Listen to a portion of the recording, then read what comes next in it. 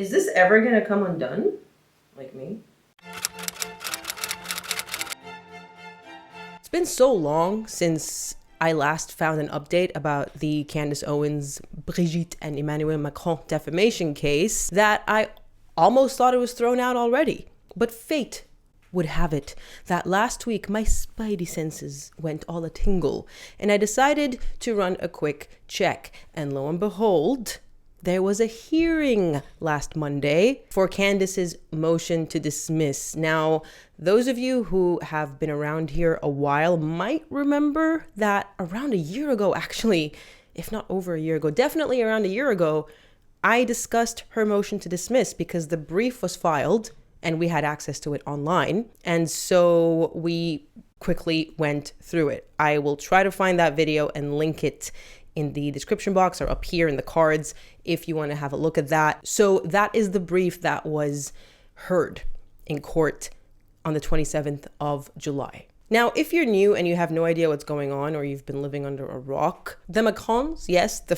French president and his wife, are suing Candace Owens over her Becoming Brigitte series. And I believe for comments she'd made online, specifically on Twitter prior to releasing that series, that Brigitte Macron is indeed a man and has undergone certain procedures to pass as a woman. Now, there are many other allegations. That's the most dominant one, but I'm not going to go through them here. Please refer to my playlist. I believe I have a playlist covering this entire topic if you want to catch up. Today, we're just going to discuss the hearing for Candace's motion to dismiss and what we can expect moving forward.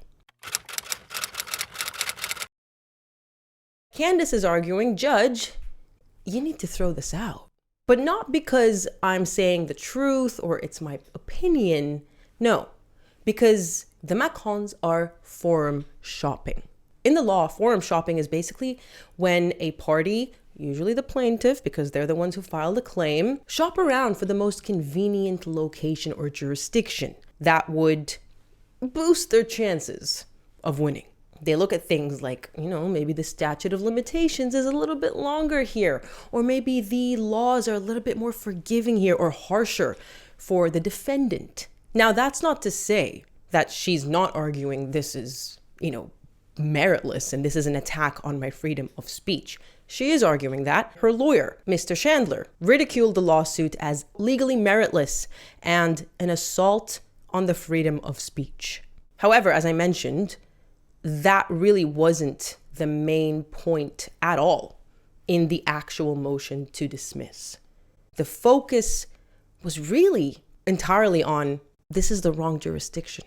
There are a few things we're going to have to break down in this video, and as always, I try to do my best to deliver things to you in plain English that is easily digestible. I understand not everyone is working as a legal professional, and there are terms, legalese, that can be quite confusing.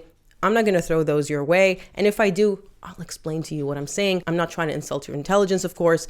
We all know every industry has its own lingo, and it's not exactly common knowledge. So, the forum shopping allegation. Firstly, Candace's lawyers are arguing that they are clearly choosing Delaware because that's where they're suing her. She lives in Tennessee, by the way, and we're going to get to that. They're suing her in Delaware, US, where the statute of limitations, otherwise known as the time period during which a plaintiff can file a claim, is 2 years for defamation. Normally it's 1 year, by the way, so 2 years is quite generous. And in France, it's 3 months. It starts from the date of publication.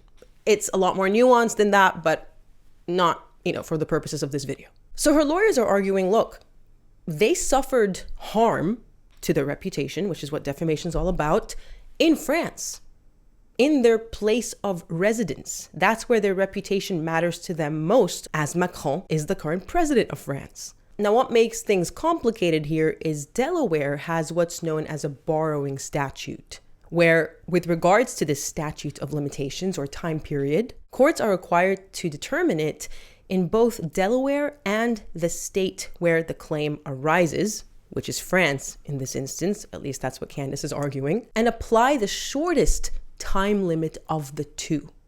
meaning the 3 months of France, as opposed to Delaware's generous 2-year period, which would mean the statute of limitations has expired. The judge, according to the reporting of this hearing, didn't necessarily seem convinced, though. However, a judge's role is to consider the arguments and, of course, the case law, most importantly, to support these arguments and arrive at a decision based on all of the precedent, the binding case law. So in this instance, even though the judge seemed to be, at least verbally, not entirely convinced, the judge did recognize that if that is the case, then, quote, it's a wrap, meaning it's over for the Macrons. But we're not there yet. The second argument they're advancing is that even if Delaware's statute of limitations is the applicable one, Candace should be removed for a lack of personal jurisdiction, as she lives and works from Tennessee, not Delaware.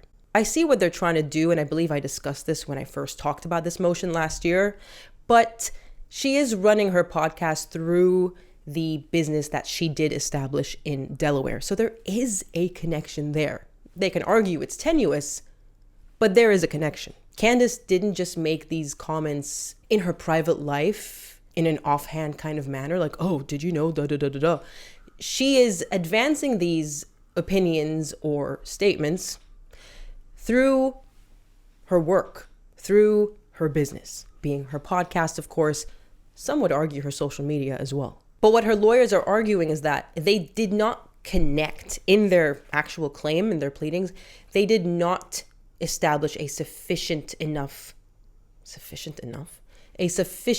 connection between Candace as an individual and her business set up in Delaware. The judge, however, did come back and say, look, it's really way too early to determine this. The Macrons probably just don't know enough information to make this connection because discovery hasn't happened yet.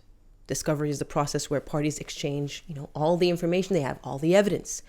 Without access to greater information, the judge said, how can we expect the Macrons to know all of these details? To which Candace's lawyers responded with, no, we don't exactly agree. We don't think we should proceed to discovery because the Macrons failed to build a prima facie case.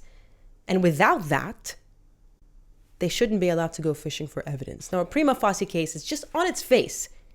They have a case. They have a case to be tried. They're arguing here, they've got nothing. To begin with, they've got nothing. So they shouldn't be allowed to proceed and then look around for evidence that they can then use to bolster their case. The Macron's lawyers, on the other hand, are arguing effectively what I just explained to you earlier. Candace's position as the sole controlling owner of Candace Owens LLC does in fact render it an agent of hers. So again, we're delving into a whole other umbrella of law here called agency law, which is beyond the purview of this video. But basically, the principal, being Candace in this instance, is responsible for an agent's conduct as long as it's within the course of their employment. Whatever they do, well, it's a company now, but a person can be an agent as well. If they go off and do something like commit a crime in their own time, of course, the principal won't be held liable. But when it's during the course of business, the course of their employment, then usually the principal would be liable. So an employer would be liable for the acts of their employees as long as they were conducted within the course of business. Again, I'm really simplifying things here, forgive me, but we're delving into, from defamation law to agency law. It's just way too much for this video. The Macron's lawyers continued, she doesn't just own these entities. She runs her entire publishing operations through them, including, they argue, the propagation of the purportedly defamatory claims. The judge didn't appear to be entirely convinced, again, at least according to Courthouse News Service reporting. I'm relying entirely on them. Presumably they had eyes and ears in the courtroom. And the judge questioned whether a Delaware organized online publication, being Candace's business, her podcast, could even be understood as inherently conducting Delaware operations. So basically, in simple terms, the internet is complicating things. I know, shock horror, right? Long gone are the days of brick and mortar businesses operating out of, certain locations where their effects are restricted to that certain location. Candace's podcast is online. And so the judge is worried that that's perhaps not sufficient a connection to argue that she's conducting the business in Delaware simply because the entity running the podcast is based or established in Delaware. This is where things get interesting. It looks like Macron's lawyers did their homework. This is something that is entirely new to me. I'm not someone who necessarily follows Candace Owens actually at all. I did watch her Becoming Brigitte series because it was recommended to me last year when I was living in France. The algorithm was like, oh, you're in France? Here, watch this. But otherwise, I don't really watch her. So apparently, back in 2020, Candace Owens sued USA Today for defamation. And in those filings, which Macron's lawyers presumably got their hands on, and I don't have access to them, full disclosure, Owens called Candace Owens LLC, which is getting sued in this case by the Macrons, a pass-through entity, and pursued the claims in Delaware. So she herself used her company, which is the company that the Macrons are arguing established enough of a link to sue her in Delaware, to sue for defamation herself in Delaware. Macron's lawyers explain, we followed her lead in bringing our claim here, telling the judge it would be incongruous for Owens to refute the case at hand's jurisdiction because she relied on that very connection to establish jurisdiction in the first place 6 years ago. Sneaky, sneaky. Someone's been doing their homework. The final point that came up in this hearing is that of the 2010 Speech Act.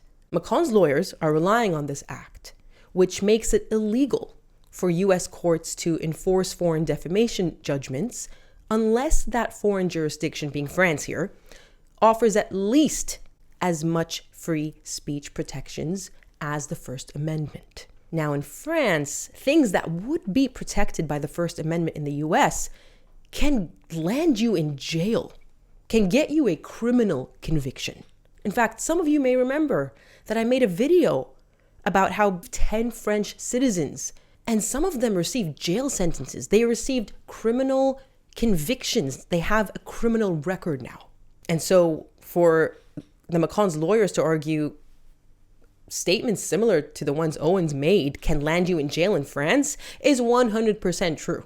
And so they're using this fact to argue that you cannot apply French law or try to argue the French statute of limitations applies because France doesn't even come near the free speech protections provided or guaranteed by the First Amendment.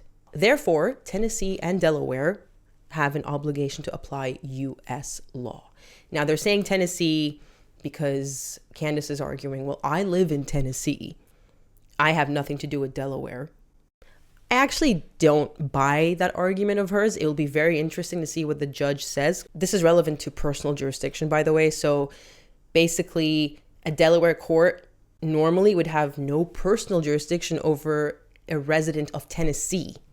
That's what Candace is saying. It's like, you have no jurisdiction over me. I live in a completely different state, which is why her company is very relevant as the sufficient link. The internet, as I mentioned, makes things incredibly messy, and it'll be very interesting to see what the judge comes back with because we don't know now what the judge has decided. That's normally how things happen in court. Judges will take their time, weeks, sometimes months to come up with a decision.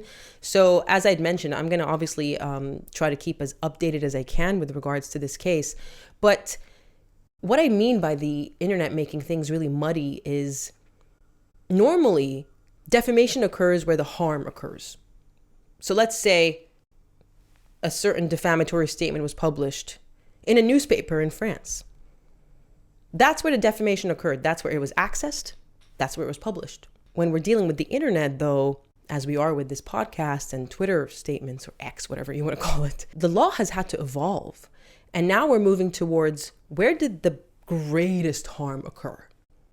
And in this instance, it is being argued that it's France, as I mentioned, because that's where that Macron's reputation really matters to them. But as a world leader, that muddies the waters even further, because arguably Macron's reputation matters globally, not just within France. I hope I managed to explain things simply to you. Please understand that normally I sift through hundreds to sometimes thousands of pages of documents and go through news reports direct from courthouses to distill the information. So it's not always the cleanest job, but I do try my best. Do let me know what you think in the comments below. Is this case going to get thrown out?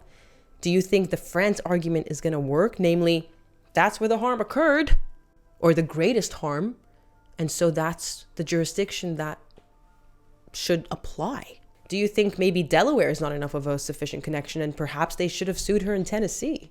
Let me know what you think in the comments below, and I'll catch you next time.